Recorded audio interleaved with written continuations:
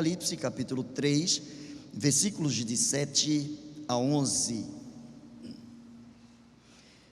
E ao anjo da igreja que está em Filadélfia, escreve: isto diz o que é santo, o que é verdadeiro, que tem a chave de Davi, o que abre e ninguém fecha, e fecha e ninguém abre. Eu sei as tuas obras, eis que diante de ti pus uma porta aberta, e ninguém a pode fechar. Tendo pouca força, guardaste a minha palavra e não negaste o meu nome. Eis que eu farei aos da sinagoga de Satanás, que se dizem judeus e não são, mas mentem, eis que eu farei que venham e adorem prostrados aos teus pés, e saibam que eu te amo. Como guardaste a palavra da minha paciência, também eu te guardarei da hora da tentação que há de vir sobre todo o mundo, para tentar os que habitam na terra. Eis que venho sem demora. Guarda o que tens, para que ninguém tome a tua coroa. Vamos repetir esse último versículo, versículo 11. Mesmo você que está aí em casa, você pode falar da melhor maneira possível. Eis que venho sem demora.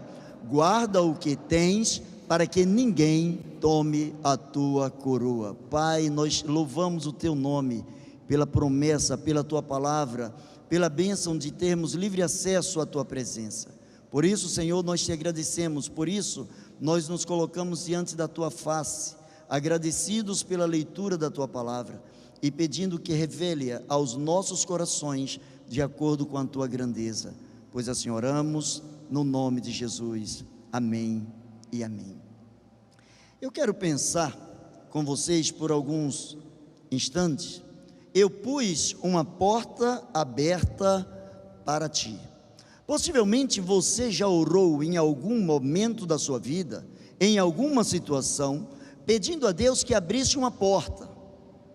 Talvez uma porta de trabalho, talvez uma porta para uma internação, talvez uma porta para aprovação em alguma área específica da sua vida, em algum concurso, talvez uma porta sentimental para um casamento, talvez uma porta para o entendimento da palavra de Deus, uma porta para fazer um intercâmbio, uma porta para trazer para você algum bem que você gostaria de ter e que até aquele momento não havia conseguido.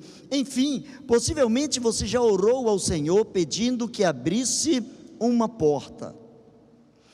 A palavra do Senhor diz que quando Jesus mandou que João escrevesse à igreja de Filadélfia, escrevesse ao anjo da igreja, ele diz: olha, ao anjo da igreja que está em Filadélfia, escreve: isto diz aquele que é santo, o que é verdadeiro, o que tem a chave de Davi, o que abre e ninguém fecha, fecha e ninguém abre. E ele continua dizendo: eu conheço as tuas obras. Em algumas situações na vida, as portas se abrem à medida em que nós nos esforçamos para que tais portas se abram. Por exemplo, alguém quer passar num concurso. O comum, o normal, o viável é que a pessoa esteja se esforçando, esteja estudando para competir de igual para igual com as demais pessoas que estão ali concorrendo. Quando nós queremos que uma porta se abra, geralmente nós batemos a essa porta. Quando chegamos à porta de alguém, à casa de alguém, e queremos entrar nessa casa, nós batemos nesta porta, tocamos a campainha, enfim, nós nos anunciamos para que a porta se abra, para que nós tenhamos livre acesso àquela casa. Só podemos entrar, se não somos os donos da casa, só podemos entrar numa casa onde a porta se abre para nós. Se a porta não se abre e entrarmos, é invasão de domicílio. Só podemos ser bem-vindos quando o dono da casa abre a porta e nos recebe. Só podemos ser bem-vindos ou só podemos entrar numa casa quando aquele que tem a chave da casa, o dono da casa ou o responsável pela casa, ele tira as trancas, ele tira os embaraços, ele tira todas as limitações, as barreiras e nos permite livre acesso àquela casa. E à medida em que nós temos livre acesso àquela casa, nós começamos a descobrir o quanto somos bem-vindos ou não àquela casa. João, ele faz questão de fazer um destaque, de dar um enfoque àquele que está dizendo ao líder, ao bispo de Filadélfia. Ele faz uma ênfase, ele começa a citar algumas características para que não somente o anjo da igreja, mas para que a igreja pudesse dar toda a credibilidade à palavra vinda através de João, a revelação que Deus lhe deu ali na ilha de Patmos. Ele diz: olha, quem está falando isso não é uma pessoa qualquer, é antes de tudo o santo, não um santo, mas o santo.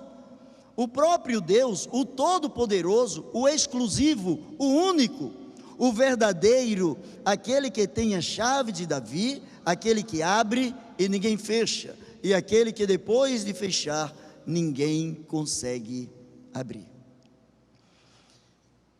Quem é que abriu essa porta, segundo a própria descrição de João no Apocalipse?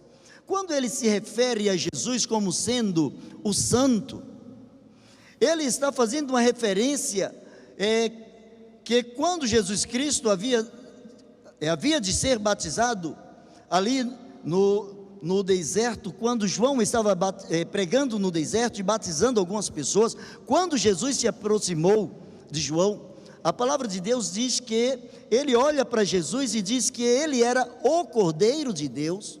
João diz que Jesus era o Cordeiro de Deus que tirava ou que tira o pecado do mundo. O Cordeiro, no Antigo Testamento, o Cordeiro que servia para sacrifício, que era oferecido como sacrifício pelas vidas das pessoas, por conta dos pecados das pessoas, precisava ser um Cordeiro sem nenhuma mácula, sem nenhuma mancha, sem nenhum defeito. E quando João Batista diz que aquele era o Cordeiro de Deus, não diz que ele era um cordeiro, não diz que ele era alguém especial, que era apenas mais um, mas refere-se a Jesus como sendo o próprio Deus, o Cordeiro de Deus, o enviado de Deus, o Deus humanizado, capaz de tirar o pecado do mundo. Mas na mesma ênfase que a palavra de Deus nos traz através do livro de Apocalipse, a palavra de Deus fala que ele é o verdadeiro. Certa vez chegaram para Jesus e dentre tantas outras coisas que perguntaram a ele, queriam saber dele algumas coisas.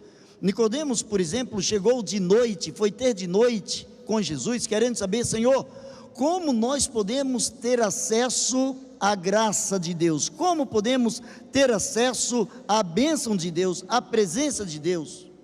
Como alguém pode ser salvo? Como alguém pode ser transformado? Como alguém pode ter paz e uma paz eterna dentro do seu coração? Quando Jesus começou a falar de um novo nascimento, Nicodemos não estava entendendo coisa nenhuma, não estava percebendo aquilo que Jesus estava colocando de uma forma tão natural. E Jesus começa a mostrar, dentre outras coisas, que ele era aquele que é o único verdadeiro, quando ele também se coloca como o caminho, quando ele se coloca como a verdade, quando ele diz: eu não sou apenas uma verdade, eu sou a verdade, não sou um verdadeiro, eu sou o Deus verdadeiro.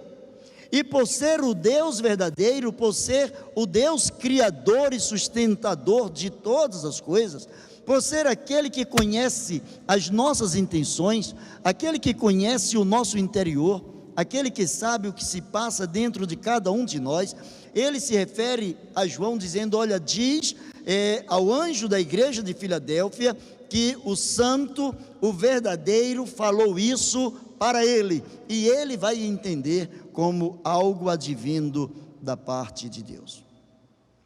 Mas João, na sua ênfase, ele diz também que esse que estava se dirigindo ao anjo da igreja de Filadélfia era também aquele que tem a chave de Davi.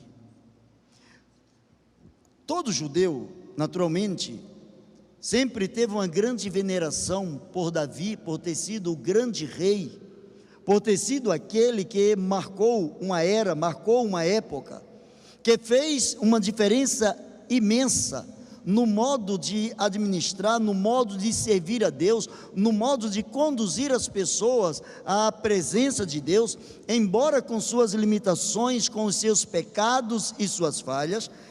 Todos sabiam que ele era um homem segundo o coração de Deus e que as promessas apontavam para Davi e o seu descendente. E agora o próprio Jesus se revela dizendo: olha, diz para o anjo da igreja de Filadélfia que é aquele que tem a chave de Davi, aquele que verdadeiramente segura, e nele se cumpre todas as promessas, nele se cumpre tudo quanto de Deus foi falado para os homens. Diga que é esse que está falando para ele, que eu coloquei diante dele uma porta aberta, e uma porta que ninguém pode fechar. Mas que porta é essa? Que porta que ninguém pode fechar? Às vezes você pode arranjar um determinado emprego, e talvez você possa ter sido indicado. Por exemplo, é muito comum durante o pleito eleitoral, algumas pessoas trabalharem para alguns candidatos, ou algumas pessoas que estão dentro, naquele momento, dentro do governo. E é natural que com a mudança de governo, haja também uma mudança no número ou nas pessoas que estão trabalhando, que estão tocando aquela máquina dentro daquele determinado governo. E às vezes uma porta que se abriu por um governante anterior, um governante que o substitui, fecha essa porta. Às vezes algo que fora franqueado por alguém, vem uma outra pessoa e fecha, ou impede, ou dificulta. Mas o que a palavra de Deus está dando ênfase é que aquele que é santo, que é verdadeiro, aquele que tem a chave de Davi, quando ele abre a porta, ninguém fecha, e se ele fechar, ninguém abre. Eu quero chamar a sua atenção um momento para isso aqui. A porta que ele fecha, ninguém abre, e a que ele abre, ninguém fecha. Você já viu que algumas pessoas, depois que morrem, os seus familiares, os seus amigos, seus parentes, seus vizinhos, as pessoas com as quais essa pessoa conviveu, é natural que todos estejam querendo que os seus entes queridos estejam indo para o céu, estejam indo à presença de Deus, estejam gozando da maior paz que somente o próprio Deus pode dar, possa passar a eternidade ao lado do Senhor. Mas depois que alguém morre, a porta se fecha,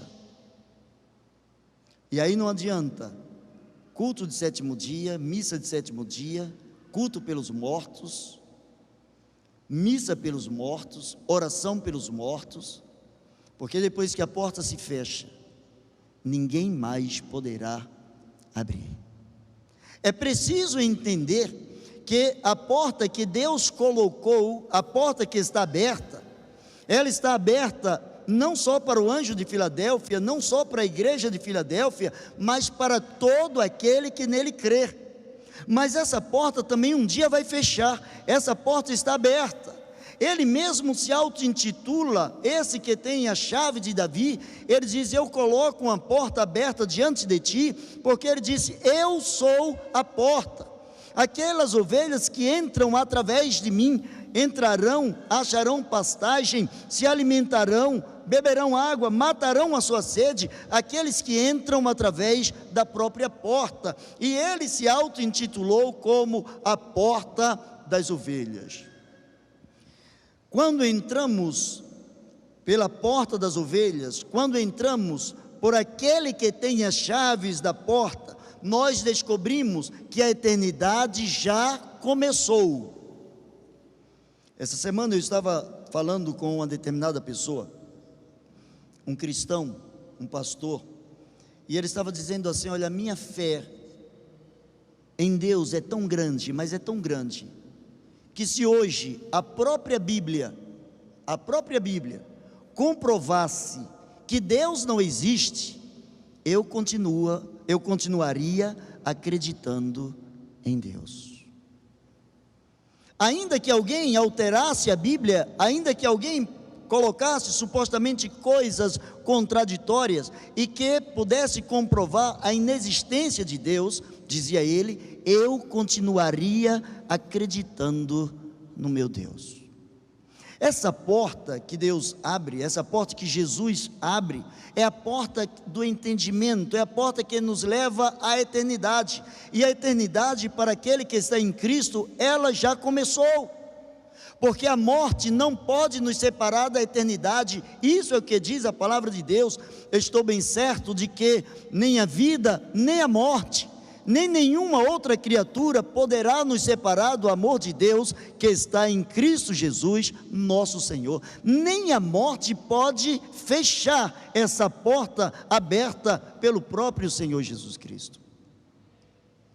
Há pessoas que também pensam de uma forma bem diferenciada da Bíblia e dizem o seguinte: olha, depois que eu morrer, que o Senhor me conduza por um bom caminho.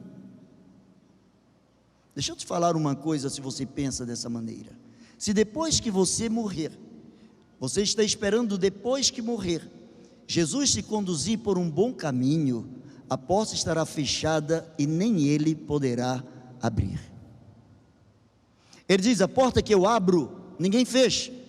Não tem diabo, não tem problemas, não tem ser humano, não tem religião, não tem falta de religião, não tem nenhum pensamento, não tem nenhuma altivez, nenhuma filosofia, nenhum conhecimento, não existe nenhuma ciência que possa nos impedir de entrar por essa porta, a chamada porta da graça, a porta do perdão, a porta em que Ele nos condiciona a sermos feitos filhos de Deus, aqueles que passam a crer no seu nome, aqueles que são lavados no sangue do Cordeiro, aqueles que têm as suas vestes lavadas, que têm a sua vida santificada na presença do Santo, do Filho de Deus.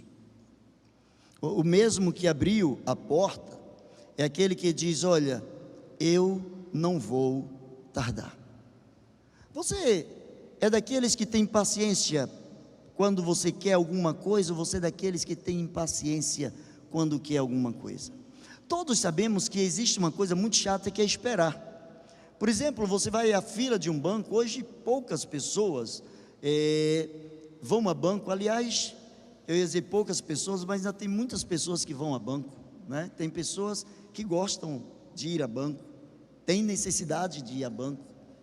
Conheço um cidadão que ele diz assim: olha, todo dia eu vou no banco e eu tiro um extrato. Eu sei quanto tem lá, mas todo dia eu vou ao banco tirar um extrato. Acho que ele não descobriu que em casa ele podia ver todo dia, toda hora ele podia ver o extrato dele, mas ele tem necessidade de ir ao banco para tirar um extrato e ver a sua conta. De vez em quando a gente chega aqui na frente do templo, quase na esquina aqui, a gente vê pessoas que estão fazendo fila para chegar no banco ali. Não vou falar o nome do banco para não estar dando ibope para ninguém, né? Embora a gerente é daqui, mas nessa rua aqui, as pessoas, o quarteirão inteiro, as pessoas fazendo fila, porque as pessoas querem ir ao banco. E como é chato, está esperando. Por vezes, chega a trazer pavor para algumas pessoas o esperar. Mas vê o que diz a palavra de Deus: eis que venho sem demora. Se ele está dizendo, eis que venho sem demora, ele está dizendo, aguarde um pouquinho. Versículo de número 11, eis que venho sem demora, guarda o que tens, para que ninguém tome a tua coroa. O que Jesus está falando aqui a esta igreja, o que Jesus está falando ao anjo de Filadélfia, o que Jesus está falando para mim e para você, é que a vinda dele é algo real. A eternidade já começou, a morte não interrompe a eternidade. A morte, ela apenas muda o polo na nossa existência, com um corpo físico ou com um corpo diferenciado, um corpo glorificado quando chegarmos na presença do Senhor. A morte não pode impedir, ela não tem a capacidade de se constituir ou autoconstituir-se como o empecilho para que aqueles que foram alcançados pela graça de Deus, aqueles que entraram por essa porta, tais pessoas não podem impedir de chegar na eternidade. A sua eternidade já começou, precisa saber se com Cristo ou se sem Cristo. Porque aqueles que também partirem deste mundo, esperando na bondade de Deus, já ouvi de pessoas, Deus é bom, e Deus não vai mandar nenhum dos seus filhos para o inferno, e eu concordo plenamente. Deus não vai mandar nenhum dos seus filhos para o inferno, até porque o inferno não foi preparado para filhos de Deus, o inferno foi preparado para o diabo e seus anjos.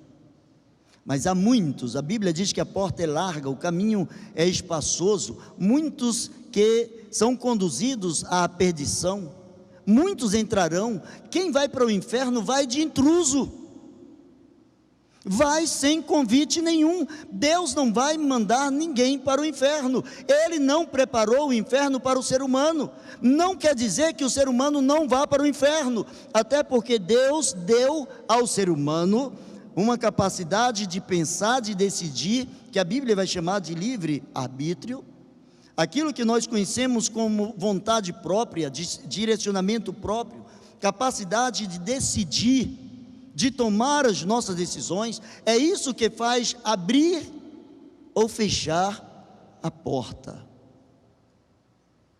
A porta não é aberta por você ser membro da CIB. A porta não é aberta por você ser pastor da CIB. A porta não é aberta por você ser evangélico.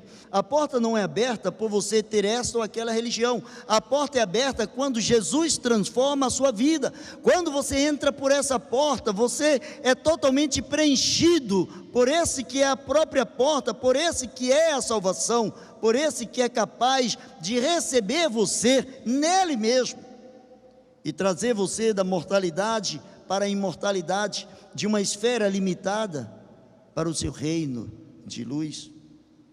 Eis que venho sem demora, guarda o que tens. Mas o que é que o anjo de Filadélfia tinha? A Bíblia acabou de falar: eu abri uma porta e deixei ela aberta diante de você. Guarde isso. A porta que eu abri, quem abriu fui eu. A porta que eu estou te dando, a oportunidade que eu estou te dando, essa porta é minha. Eu sou a porta, eu estou me oferecendo a você, eu estou me entregando por você, eu estou me colocando entre você e Deus, eu estou colocando diante de você a capacidade de entrar por essa porta, e se você entrar por essa porta, ninguém poderá fechar essa porta. Por isso, guarda aquilo que é teu. Você já perdeu alguma coisa na vida?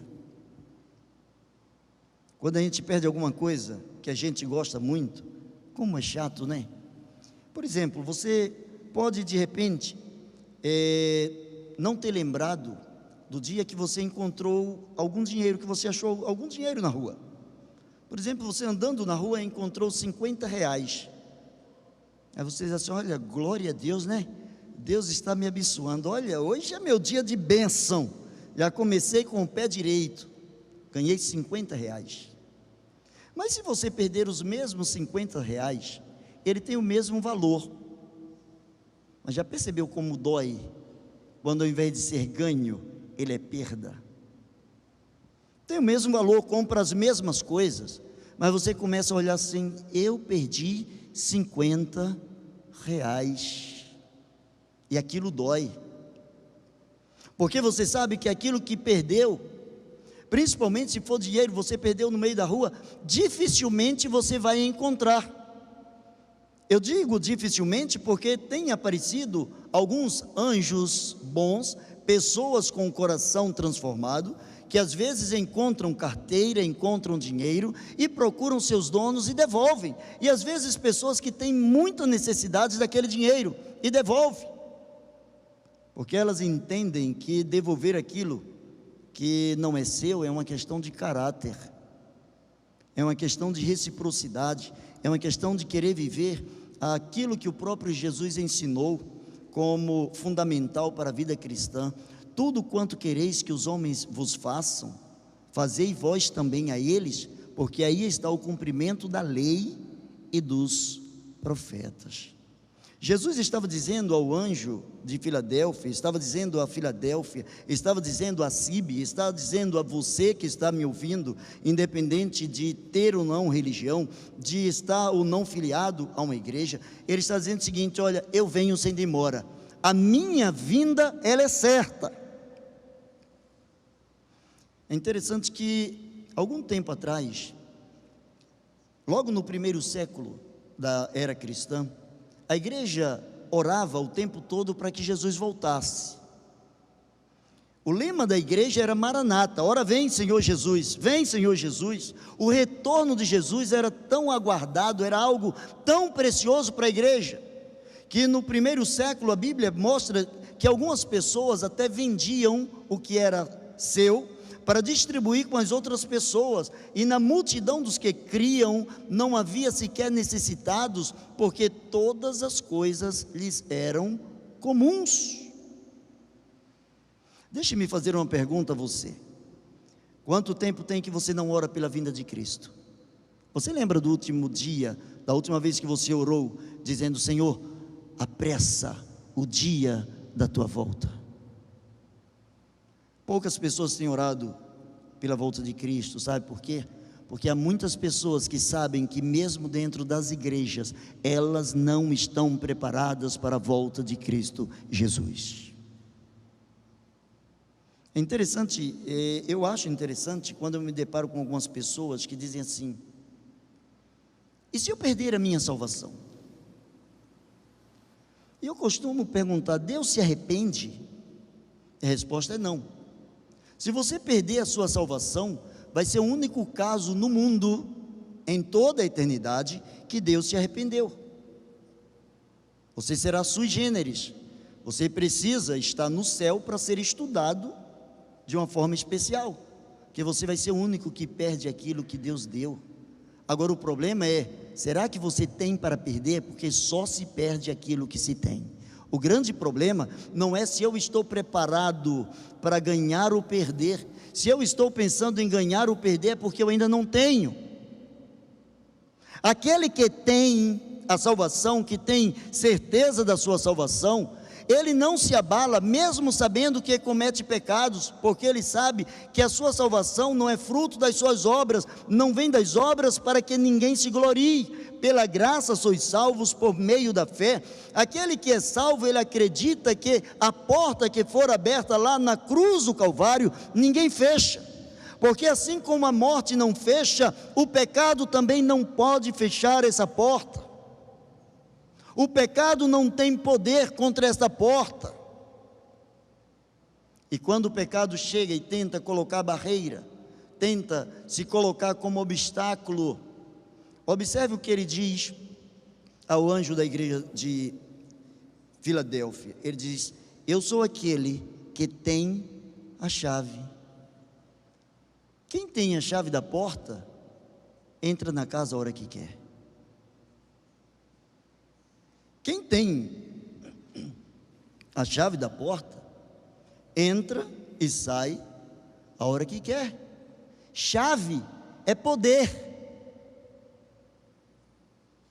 Você tem uma chave aí com você? Quantos aqui tem uma chave aí, ou de casa ou do carro? Levante a mão, quem tem uma chave. Aí, você que tem uma chave, você é poderoso. Você é poderoso, porque a chave, ela está sob os seus auspícios, sob os seus cuidados, sob a sua determinação. Se você coloca a chave do seu carro a menos que ele esteja com defeito ou sem combustível, se você ligar, sabe o que vai acontecer com ele? Ele vai funcionar, porque a sua vontade é que ele funcione. A menos que a sua chave seja uma cópia falsificada e tenha problemas para abrir a porta da sua casa. Quando você chegar hoje, você vai meter a chave na porta da sua casa e você vai lembrar: eu sou poderoso, eu posso dizer à porta, abre-te, e ela abre e eu tenho livre acesso. O que Jesus estava dizendo para o anjo da igreja de Filadélfia? Aquele que tem a chave é aquele que tem todo o poder. Olha que coisa tão linda, olha que coisa tão profunda. Ele diz: eu tenho a chave e eu coloquei uma porta aberta. Ele não diz nem você vai precisar abrir essa porta, porque você pode perder essa chave, você pode danificar essa chave. Se essa chave estiver aos seus cuidados, você pode danificar a chave está em minhas mãos, dizia o próprio Jesus. Eu tenho as chaves de Davi, eu tenho o poder conferido ao reinado prometido por Deus, o reinado de libertação, o reinado que traria salvação, o reinado que traria resgate de vidas, de transformação total, de mente, de espírito e de tudo que se possa imaginar dentro do ser humano. Aquele que tem a chave é aquele que diz: olha, segure o que você tem. O que é que você tem? Algumas pessoas, nós vamos encontrar algumas figuras bíblicas, e o próprio Deus perguntando a algumas pessoas o que elas tinham nas mãos. Geralmente, quando as pessoas têm alguma coisa, Deus pode utilizar aquilo que as pessoas têm, ou quando as pessoas não têm, Deus ainda utiliza aquilo que os que não têm, têm. Ele chegou para Bartimeu e ele sabia que Bartimeu não tinha visão, mas ele perguntou: o que é que você quer ter? Senhor, eu quero ver. Então você tem. Aquilo que você não tinha, se você veio a mim, agora você tem. É interessante que Jesus esteve diante de um homem paralítico há 38 anos. A Bíblia diz que há 38 anos ele estava lá na sua cama, perto do tanque de Siloé. E diz a palavra que uma vez por anjo, as águas eram agitadas, um anjo descia, e o primeiro que entrava naquela água era curado de qualquer enfermidade que ele tinha. Para Bartimeu, o cego, não o paralítico, para Bartimeu, Jesus chegou e perguntou para ele: o que é que você quer que eu te faça? Porque ele ouviu Bartimeu gritando: Jesus, filho de Davi, tem compaixão de mim. Quando Jesus o ouviu chamá-lo de filho de Davi, Jesus começou a entender, ele ouviu alguma coisa acerca do reinado de Davi, da promessa de Deus de libertação, de cura, de poder, de manifestação do reino de Deus sobre nossas vidas. Para Bartimeu ele pergunta: o que é que você quer? E ele diz: Senhor, eu quero ver. Então veja, seja feito conforme a tua vontade. Para o paralítico, Jesus chega para ele e diz assim: você quer ser curado? Se você tivesse uma enfermidade e Jesus dissesse para você: você quer ser curado? Qual seria a resposta mais lógica sua? Quero. Sim, Senhor, eu quero ser curado. Mas a resposta daquele paralítico não foi essa. A resposta foi: Senhor, eu não tenho ninguém que me leve às águas, eu não tenho nenhum amigo que, quando as águas forem agitadas, me coloque dentro do tanque, porque todas as vezes que eu penso em descer, alguém já desceu antes de mim. Mas a Bíblia diz que aquele homem estava ali há 38 anos. Será que aquele homem queria ser curado? Será que aquele homem realmente tinha aspiração em ser curado? Aquele que quer, vai direto na resposta: sim, eu quero ver, sim, eu quero ser curado. Vejamos bem, a história diz que uma vez por ano, os judeus eles subiam para Jerusalém, e em determinada época do ano, eles levavam os seus dízimos naquele período, e era costume que eles levassem também mais um dízimo a mais. Esse outro dízimo era para eles gastarem com compras e colocarem esmolas, doações para as pessoas que estavam ali. E naqueles alpendres que eram colocados ali, 4 ou 5 alpendres que existiam ali, servia de refúgio para aqueles que eram peregrinos, aqueles que vinham de vários lugares durante a festa e ficavam ali durante a festa. E as pessoas que moravam ali, os mais pobres, eles recebiam os donativos. E a história diz que muitos recebiam tantos donativos que eles podiam passar um ano inteiro com aquilo que eles estavam recebendo. O que aquele homem possivelmente pensou? Porque, peraí, em 38 anos ali, ele não podia então pedir a alguém: olha, comece a me levar para perto do tanque, me deixe lá dentro do tanque, eu vou esperar 3 anos dentro do tanque, antes que alguém chegue eu já vou estar lá, eu serei o número 1 daqui a 10 anos. Ele tinha 38 anos, mas ele estava acostumado, estava limitado à sua cama, ele estava limitado ao seu mundo de desconforto. Afinal de contas, depois de 38 anos, sair de uma cama, o que é que ele ia fazer? Quem ia dar alguma coisa para ele? Dava porque ele era paralítico, mas agora ele estaria curado. Fazer o quê? O que é que ele ia aprender a fazer depois de 38 anos acostumado só a receber? Ele não queria que a porta se abrisse. A resposta dele não mostra ênfase no desejo de cura. Ao invés de dizer: Senhor, eu quero ser curado, ele diz: Senhor, eu não tenho ninguém que me leve para que a cura se manifeste na minha vida. Mas Jesus olha para ele e diz assim: toma o teu leito, levanta, toma o teu leito e vai para a tua casa.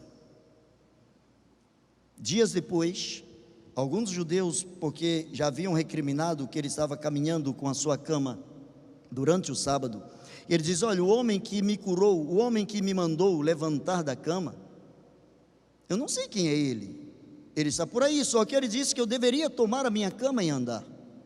Ele me abriu uma porta, me deu uma oportunidade, mas eu não sei quem é ele. Bartimeu, quando procurou Jesus, Bartimeu já veio em atitude de adoração. O cego começou: filho de Davi, tenha misericórdia de mim, tenha compaixão de mim. Ele já vai a Jesus com um coração de servo, com um coração quebrantado. O outro vem com desculpas: eu não tenho ninguém que possa me ajudar. Jesus não perguntou: quantos amigos você tem? Jesus perguntou: você quer ser curado?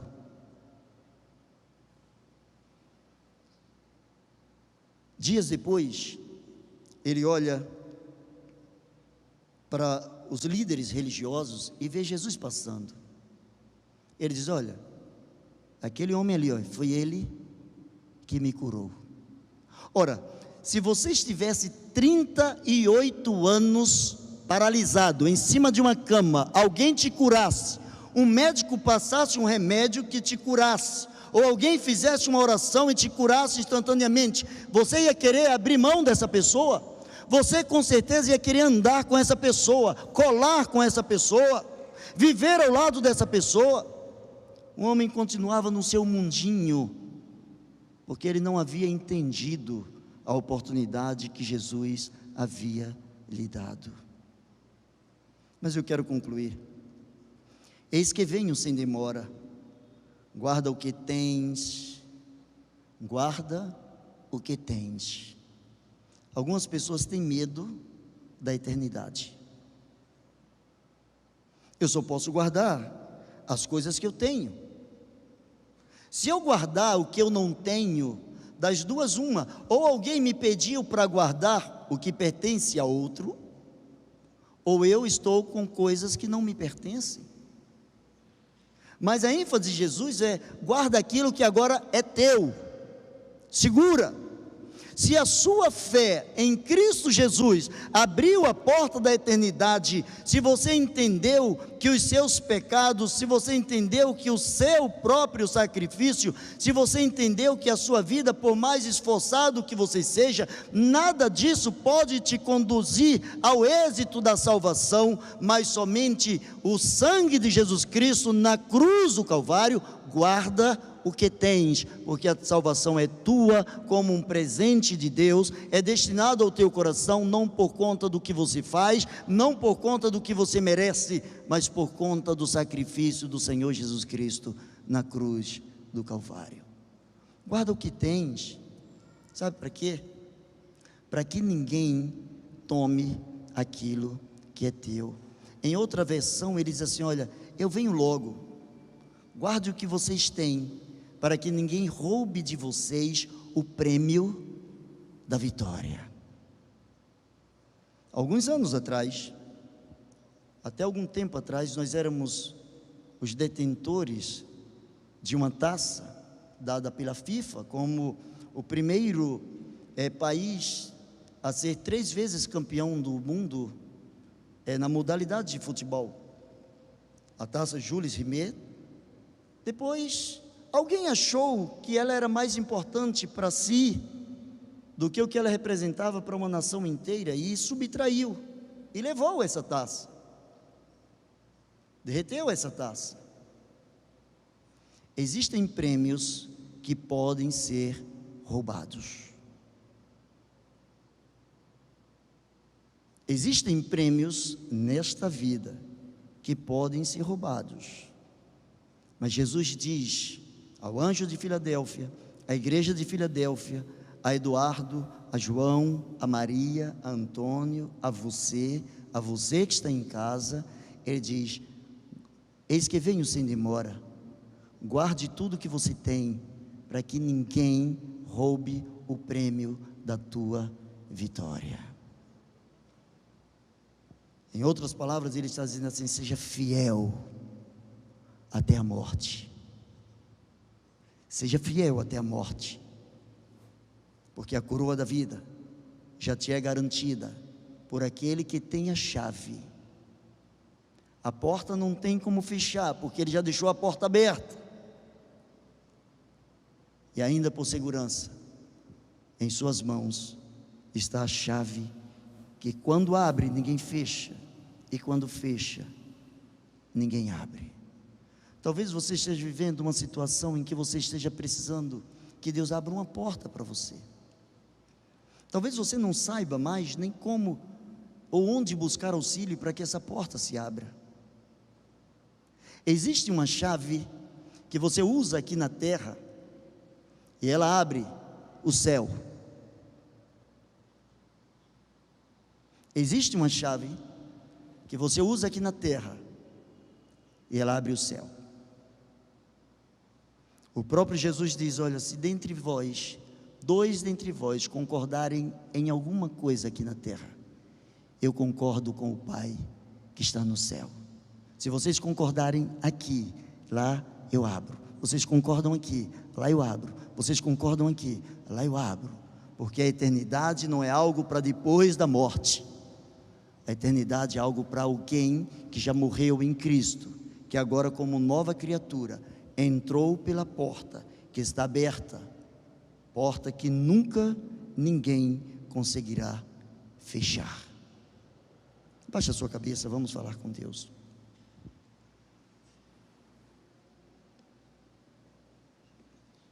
Coloque diante do Senhor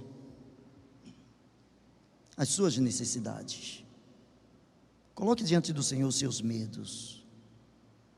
Coloque diante do Senhor os seus problemas. Você tem uma chave chamada oração. E a Bíblia diz: muito pode por sua eficácia a oração de um justo. A oração de um justo pode muito em seus efeitos.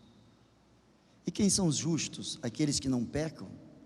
Justos são aqueles que entraram pela porta da justiça, são os justificados no sangue. É você que um dia foi alcançado pela graça. É você que nessa noite quer abrir o seu coração para também ser alcançado por esta graça. É você que também quer dar uma resposta positiva a esta porta. A porta se abriu, você quer entrar por essa porta, você quer vir para servir ao Senhor Jesus. Se você deseja, nós queremos orar por você. Se você está aqui e está afastado da membresia da sua igreja, ou ainda não fez uma declaração pública de que você entrou por essa porta, de que você entrou por Jesus, mas gostaria de demonstrar a sua fé em Cristo Jesus, declarando-o como Senhor e Salvador, levanta a sua mão, dos que estão aqui, ou se você está em casa, faça-nos saber aí pelo chat, faça-nos saber para que estejamos orando por você. Vamos orar pela sua vida. Maravilhoso Deus e eterno Pai, nós louvamos o teu nome, nós te agradecemos pela tua fidelidade, te agradecemos porque tu és o único Deus diante de quem nós nos prostramos em espírito e em verdade. Senhor, nós te adoramos. Senhor, em nome de Jesus, nós nos colocamos diante da tua face, te agradecendo pela porta que fora aberta, te agradecendo, ó Deus, pela tua bondade e misericórdia. Recebe, Senhor, toda a nossa adoração, todo o nosso louvor. Ó Deus, que a tua palavra fale aos corações que estão a nos ouvir agora ou em momentos posteriores, mas que haja, Senhor, uma transformação completa nessas vidas, para a honra e glória do teu santo nome. Nós te louvamos por esta porta aberta, em nome de Jesus. Amém e amém. Deus abençoe você.